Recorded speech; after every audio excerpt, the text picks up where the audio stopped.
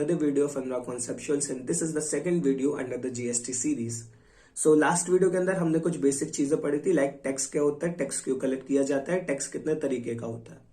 ठीक है, अब हम पढ़ेंगे genesis of GST in India, means GST की कहानी कहां से चालू हुई, कहां तक चली और आज तक क्या चल रही है. सो सन 2000 में जो उस वक्त के प्राइम मिनिस्टर थे, उन्होंने कहा कि भाई हमें जीएसटी का कॉन्सेप्ट अपनाना चाहिए और उन्होंने एक कमेटी बनाने के लिए भी बोला जो कि जीएसटी का मॉडल जो इंडिया के लिए फिट होगा उस तरीके से वो डिजाइन करेंगे.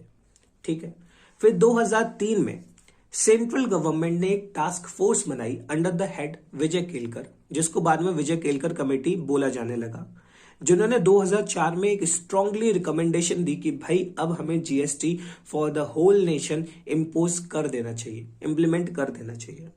ठीक है, 2004 में रिकमेंडेशन मिल गई. सब्सिक्वेंटली 2006-07 में जो हमारे यूनियन फाइनेंस मिनिस्टर थे, उस टाइम के फाइनेंस मिनिस्टर थे श्री पी चिदम्बरम सर, तो उन्होंने सन 2006-07 में अनाउंस कर दिया कि भाई हम जीएसटी लेकर आने वाले हैं फ्रॉम द 1 अप्रैल 2010. ठीक है, उन्होंने अनाउंस कर दिया. फिर जीएसटी को काफी सारी डेडलाइंस मिली, काफी सारी डेडलाइंस को क्रॉस करने के बाद उसे आगे बढ़ाया जाने लगा. वो कहते कि इस साल करेंगे, उस साल करेंगे, नेक्स्ट टू नेक्स्ट. तो इस तरीके से वो कहानी चलती गई 2010 के बाद. फिर 2010 के बाद 2014 में जब एनडीए गवर्नमेंट आई तो उन्होंने जीएसटी पर फोकस करा और वहां से जो जीएसटी का फ्लो था वो काफी तेज हुआ. The GST gained a momentum in the year 2014 when the NDA government tabled the constitution. Tabled the constitution का मतलब है उन्होंने एक नया अमेंडमेंट लाया और उसे टेबल पर पेश करा गया.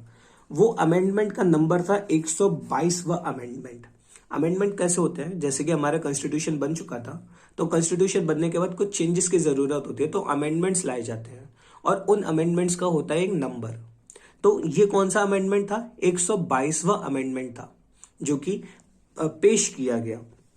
NDA government tabled the constitution, देखो क्या लिखा, कॉन्स्टिट्यूशन बिल 2014, और ये यहां पे ब्रैकेट में जो ब्लैक पेन से लिखा है this is the amendment number.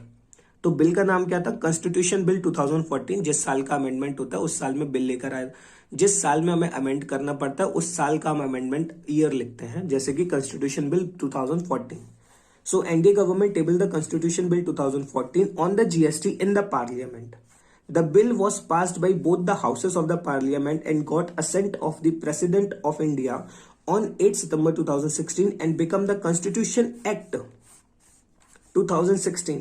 और एक कौन सा अमेंडमेंट था, 101वां अमेंडमेंट था. अब सुनो, थोड़े से कंफ्यूज हो गए होगे, अब बात सुन लो. पहले क्या होता है, बिल पेश करा जाता है. जब बिल पेश करा जाता है दोनों सभाओं से पास होता है, लोकसभा एंड राज्यसभा. प्रेसिडेंट उसको साइन कर देते हैं, अपनी मंजूरी दे देते हैं, तब वही बिल एक्ट बन जाता है. ठीक है, क्या बताया, पहले बिल पास होता है, पहले बिल बनता है, बिल दोनों हाउसेस ऑफ पार्लियामेंट से पास होता है, प्रेसिडेंट उसको साइन करते हैं, तब जाके वो एक्ट बनता है. तो पहले उन्होंने क्या करा, कॉन्स्टिट्यूशन बिल 2014 बनाया, पार्लियामेंट ने उसे पास करा, प्रेसिडेंट ने उसको साइन कर दिए और वो बन गया कॉन्स्टिट्यूशन एक्ट 2016. अब नंबर्स की बारी आती है. जब ये बिल लाया गया तो वो अमेंडमेंट नंबर कौन सा था, 122वां. जब वो पास हुआ तो अमेंडमेंट नंबर रह गया 101. इसका क्या मतलब हुआ, अरे भाई जब हर एक बिल लेकर आया जाता है तो सारे बिल तो पास नहीं किए जाते ना. तो जब उन्होंने बिल लाया तब वो बिल का नंबर था 122वां. अब इसका मतलब ये है कि जब ये एक्ट बना तो ये 101 रह गया. इसका मतलब इसके बीच में जो भी डिफरेंसेस हैं, वो बिल लाए तो गए होंगे लेकिन वो बिल एक्ट नहीं बन पाए. तो जब वो बिल आए होंगे तो अमेंडमेंट नंबर में तो काउंट कर लिया गया होगा, लेकिन जब एक्ट बनाया गया तब उसके नंबर में काउंट नहीं किया गया होगा. इसीलिए इन दोनों के बीच में डिफरेंस आ रहा है. ठीक है, तो सबसे पहले 2014 में उन्होंने एक कॉन्स्टिट्यूशन बिल 2014 पास करा, उसका नंबर था 122वां. अगर याद करना चाहो तो कर लेना, नहीं करना चाहो छोड़ देना. बस ये ध्यान रखना, कॉन्स्टिट्यूशन बिल 2014 पास किया गया, दोनों हाउसेस ऑफ पार्लियामेंट ने उसे पास कर दिया, प्रेसिडेंट ने साइन कर दिए ऑन 8 सितंबर 2016 एंड देन वो कॉन्स्टिट्यूशन एक्ट 2016 बन गया. और यहाँ पे जो अमेंडमेंट नंबर था 101वां अमेंडमेंट नंबर था, ये याद कर लेना भाई, ये थोड़ा सा इंपॉर्टेंट है. क्लियर है इतना? Which paved the path for the introduction of GST in India, और जिसने क्या करा, जीएसटी के लिए एक पाथ खोल दिया कि भाई अब जीएसटी आने वाला है। ठीक है, ये बिल कब पास हो गया? तो 2016 में पास हो गया था। ठीक है, ध्यान रखना। By the June 2017, all states and union territories had passed their respective CGST and UTGST acts. अब ये क्या होते हैं? SGST and UTGST। अभी नाम बता देता हूं। SGST का मतलब है state goods and services tax, UT का मतलब है union territories goods and services tax. अब ये दोनों क्या होते हैं, इसे हम डिटेल में डिस्कस करेंगे आगे। 30 जून 2017 तक सारे स्टेट्स एंड यूनियन टेरिटरीज ने अपने अपने SGST and UTGST act pass कर लिए थे, except the Jammu and Kashmir, with effect from 1 July. Means 30 जून को उन्होंने एक्सेप्ट करा और उसी के अगले दिन 1 जुलाई 2017 से the historic indirect tax reform GST was introduced. ठीक है, कब इंट्रोड्यूस हुआ था? 1 जुलाई 2017 से। GST law was also extended to Jammu and Kashmir on 8 July 2017। पूरे देश में कब हुआ था? 1 जुलाई 2017 को, except Jammu and Kashmir. Jammu and Kashmir में 8 जुलाई से हुआ था। ठीक है, ये ध्यान रखना। ठीक, नेक्स्ट अब बात करते हैं थोड़ी हिस्ट्री की। जो फ्रांस था उसने सबसे पहले वेट और उसने सबसे पहले जीएसटी इंपोज किया था, इंप्लीमेंट किया था इन द ईयर 1954। प्रेजेंटली 160 से ज्यादा ऐसी कंट्रीज हैं जिन्होंने वैट या जीएसटी को किसी तरीके में या किसी और तरीके में इंप्लीमेंट कर चुके हैं। ठीक है, इंडिया हैज ऑल्सो अडॉप्टेड। अच्छा, इंडिया ने जो अडॉप्ट करा वो क्या है? Dual model of GST. Dual model of GST के अंदर क्या होता है? जैसे हमारी कंट्री के अंदर दो गवर्नमेंट रहते हैं, the one is the federal government and other is the state government. Federal का मतलब है सेंट्रल। तो उसी तरीके से जीएसटी के अंदर भी दो मॉडल हमने इंपोज करे हैं। उसी तरीके से जीएसटी के अंदर दो मॉडल इंप्लीमेंट किए गए हैं, जिसके अंदर सेंट्रल एंड स्टेट गवर्नमेंट दोनों मिलकर टैक्स कलेक्ट करते हैं। अब ये कैसे करते हैं उससे हम नेक्स्ट वीडियो में बड़े डिटेल में डिस्कस करेंगे, चिंता ना करो। जीएसटी तो ऐसे घोल के पिलाऊंगा तुम लोगों को, तुम कहोगे भाई क्या ही पढ़ाया है जीएसटी। ठीक है, चलो भाई मजाक कर रहा हूँ, मतलब अच्छा पढ़ाऊंगा ये कहना चाह रहा हूँ, सिंपल सी बात। तो भाई जेनेसिस की बात अगर कर ही रहे हैं तो एक बार जल्दी से रिपीट कर लेते हैं। सन 2000 में जो उस वक्त के प्राइम मिनिस्टर थे, उस वक्त के प्राइम मिनिस्टर कौन थे मुझे नहीं पता, वैसे भी जरूरी भी क्या है याद करना। तो सन 2000 में उस टाइम के जो प्राइम मिनिस्टर थे उन्होंने कहा कि भाई हम जीएसटी लेकर आना चाहते हैं। उन्होंने एक कमेटी बनाई। 2003 में कमेटी फॉर्म की गई थी अंडर द हेड, जिसको बोल सकते हो विजय केलकर, और उसी को फिर विजय केलकर कमेटी बोला जाने लगा। 2004 में इन्होंने स्ट्रॉन्ग रिकमेंडेशन दी कि भाई हम जीएसटी को लेकर आने का सही समय है।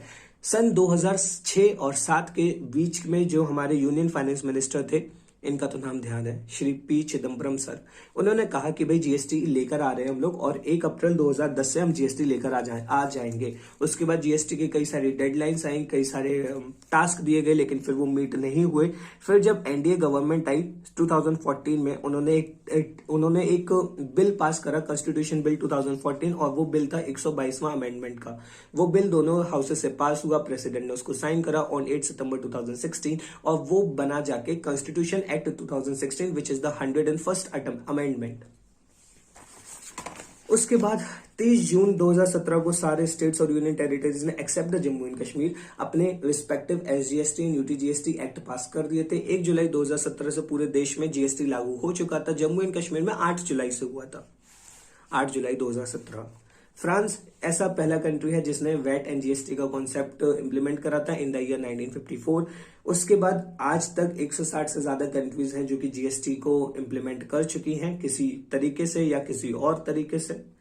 इंडिया ने डुअल जीएसटी का मॉडल इंप्लीमेंट किया है। Under the dual system of GST, GST is levied by the both federal and the state government. Federal का मतलब है union government. Now the question is कि भाई जीएसटी की जरूरत ही क्या थी? जीएसटी से पहले भी तो इनडायरेक्ट टैक्सेस हुआ करते थे, जैसे कि एंटरटेनमेंट टैक्स हो गया, सेल्स टैक्स हो गया, एटसेट्रा एटसेट्रा, बहुत सारे इनडायरेक्ट टैक्सेस होते थे। तो पुराने सिस्टम में बहुत सारी डेफिशिएंसीज थी। उन डेफिशिएंसीज को ओवरकम करने के लिए, जैसे कि इनडायरेक्ट टैक्सेस पहले बहुत सारे लगते थे, अलग अलग रेट से लगते थे, तो सबको अलग अलग रेट याद करने पड़ते थे। अलग अलग रेट में इनपुट टैक्स क्रेडिट मिलता था और अलग अलग टैक्सेस को फाइल करने का और उनके रिटर्न फाइल करने का तरीका भी अलग अलग होता था। तो इसीलिए बोला गया कि क्यों ना सारे टैक्सेस को खत्म करके जो भी हमारे डेफिशिएंसीज थी with the existing value added tax system, उसको खत्म करके एक ही टैक्स ला दिया जाए विच इज द जीएसटी। तो ये मेन रीजन था कि जो हमारी डेफिशिएंसीज थी एग्जिस्टिंग टैक्स रिजाइम में, इनडायरेक्ट टैक्स रिजाइम में, उन सारी डेफिशिएंसीज को खत्म करने के लिए एक नया टैक्स लेकर आया जाए जीएसटी, जो कि पुराने इनडायरेक्ट टैक्स रिजाइम में जो भी दिक्कतें हैं उसको ठीक कर देगा। ठीक है, so this is the need for GST in India. आगे हमने पढ़ना है framework of GST introduced in India. देखो, हर कंट्री के अंदर जीएसटी जो है वो अपने अपने हिसाब से लागू करा जाता है। जैसे इंडिया के अंदर इंडिया ने क्या करा, डुअल मॉडल रखा है, मींस जिसमें स्टेट भी आ जाए और सेंट्रल गवर्नमेंट दोनों मिलकर साथ में रेवेन्यू कलेक्ट करेंगे, मतलब टैक्स कलेक्ट करेंगे। किसी कंट्री में हो सकता है कि जो जीएसटी का स्ट्रक्चर है, जो जीएसटी का फ्रेमवर्क है वो अलग हो। तो हम जो यहाँ पे पढ़ेंगे ना, वो जीएसटी फ्रेमवर्क इन इंडिया के अकॉर्डिंग पढ़ेंगे। क्लियर? सो इस वीडियो में इतना ही रखते हैं, इसे हम नेक्स्ट वीडियो में डिस्कस करेंगे। तब तक के लिए bye bye, take care, and guys if you like this video hit the like button, subscribe to the channel and share with your friends. Bye bye.